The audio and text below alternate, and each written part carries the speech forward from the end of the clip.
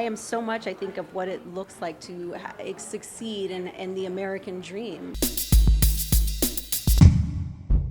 This July 4th, we were blessed with the opportunity to interview Misty Copeland. She's an activist and dancer who in 2015 became the first African-American female principal dancer with the American Ballet Theater. We caught up with her at Monticello, where she was chosen to be the keynote speaker for a ceremony that celebrated over 50 newly naturalized American citizens. Copeland shared with us why she feels it is important to champion the voices of immigrants, as well as what it means to her to be an American. Misty, it's such an honor to be talking to you. Thank you so much for this great honor. What compelled you exactly to speak here at Monticello today as a keynote speaker? So much of my career, I think, has really been about looking at the bigger picture and how I can help to bring about change, use my voice for good. So to be, the first Black woman to be a keynote speaker here, I think is a huge step in the right direction. I am so much, I think, of what it looks like to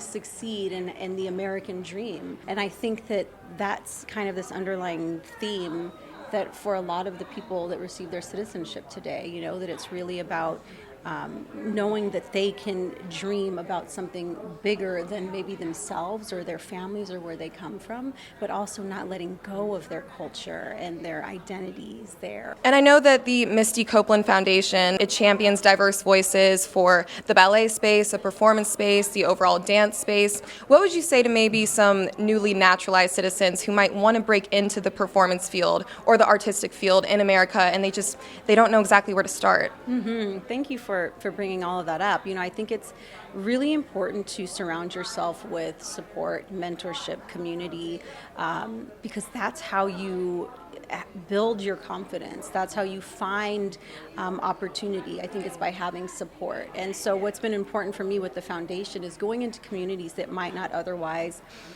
be interested in an art form like this, a white European art form. And a lot of the communities we've started in are Black and brown communities that are, wouldn't have the means to put their children in an art form like this that costs a lot of money. I think that it's about kind of changing that perception of what's available to them. The arts is about more than just becoming a professional and going on to have a successful career, but that it's an important part of what it is to be a human being and that everyone should be experiencing it at some level. And what do you wish that someone had told you when you were a young performer trying to make your way and you might have been on the verge of giving up on your dreams? I think a lot of it is about belief in yourself, but kind of blocking out that outside noise, not to let other people's words define you or define what success looks like for you and what that can be. And I feel like that's how I've just kept climbing and fighting, is that I've never compared myself to anyone else's journey. Why do you think it's important to champion immigrant stories in America, and how do you think that we as American citizens can champion them on an everyday basis, even if we might not have a large platform like you do? We each have voices in telling our stories, because that's what America is. It's not just one story.